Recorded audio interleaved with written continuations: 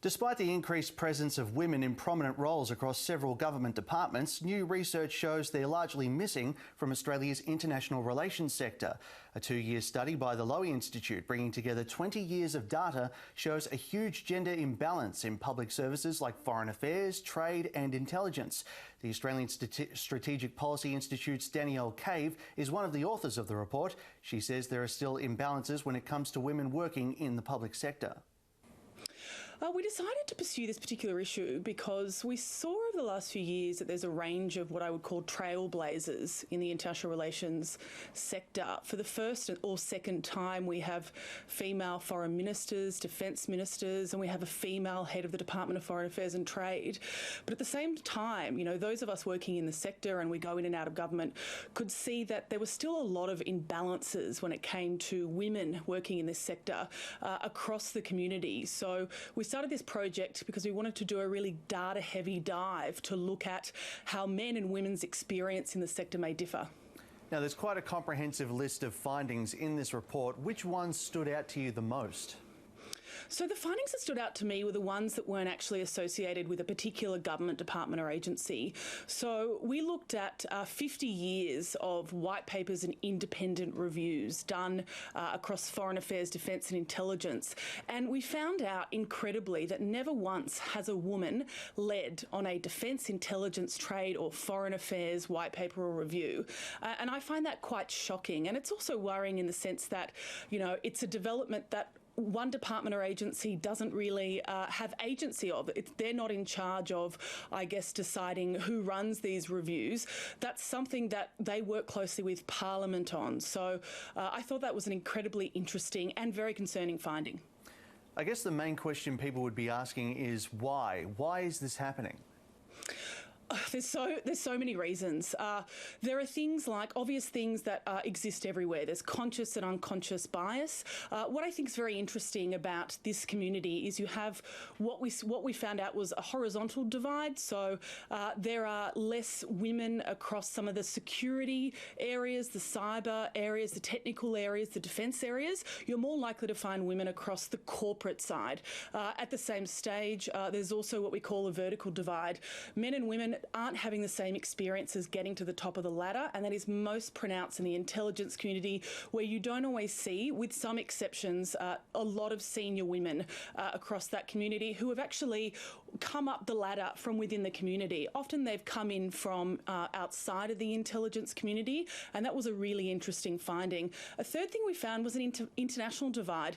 Most of these government departments and agencies we looked at have their headquarters in Canberra, and then they have people posted overseas at embassies around the world. About 20 government departments and agencies post people, and there was quite a stark difference when it came to looking at the numbers of women in Canberra versus the number of women post overseas. It dropped quite significantly. So what does it mean for the taxpayer when these sorts of positions are dominated by men? It means they're not getting the best bang for their buck. We are not tapping the best talent. Things are improving and there are a range of standouts. So, for example, I was quite impressed by some of the gains made by ASIO and the Australian Signals Directorate in getting more women into their senior management in the last few years. But across the board, it's just not good enough. I mean, we have never sent a diplomatic or political appointee to Washington or London. We haven't had women lead large missions in Bangkok, in Jakarta, in Tokyo. Incredibly, we haven't had a woman lead one of our major intelligence agencies, and there's 5. We also haven't had a woman lead Prime Minister and Cabinet, Attorney Generals and Defence, and I could go on and on and on. So I guess what this report really says is there is still a huge amount of work to do. Those are the so-called trailblazer roles that you've listed there, but you've also outlined that in terms of shaping policies, there's not many women in key areas behind the scenes. What sort of knock-on effect does that have? Well, we know that gender-balanced teams and obviously more diverse teams generally are more innovative, efficient and effective. They are also more productive. There is plenty of evidence to back that up. And international relations, whether it's intelligence, foreign affairs, defence, other security parts of the sector, are desperate for analytical skills. They're desperate for problem-solving skills. We're looking out into the world, into a really complex environment, which is quite frankly becoming more chaotic month to month at the moment. We need diversity, and at the moment we just don't have it. Now, you've mentioned ASIO, you've mentioned the Australian Signals Directorate. What about the strategies other agencies have at the moment in terms of hiring more women? How would you rate them at the moment? It's hard to know for sure because we don't always see what's happening behind the scenes. On the whole, I wouldn't say that many departments and agencies appear to be doing what I'd call proactive recruitment. So not just slapping an ad on a website or an APS website and hoping people come to you, but actually going out and seeking really good people to recruit. That's something that government departments and agencies just haven't done, but I think they're going to have to start to do that. So, you know, one recommendation that I would recommend personally is that the UK intelligence community underwent an enormous review a few years ago, commissioned by Parliament. I think it's time we do something similar. There are an enormous amount of really positive lessons to learn from some of these agencies that are doing a great job, but there are also a lot of gaps. And I think a really sort of hard and detailed review of women in the intelligence community and trying to understand why they are walking a very different pathway to seniority than their male counterparts is incredibly important.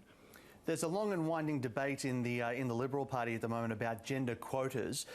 They're against them, and a lot of different sectors are being pushed to adopt them. Does this study show that it's time to maybe make a change in that direction? I think that's one we should keep debating. A lot of government departments and agencies have what they call stretch targets, which some are ambitious and they hit them, some are not ambitious.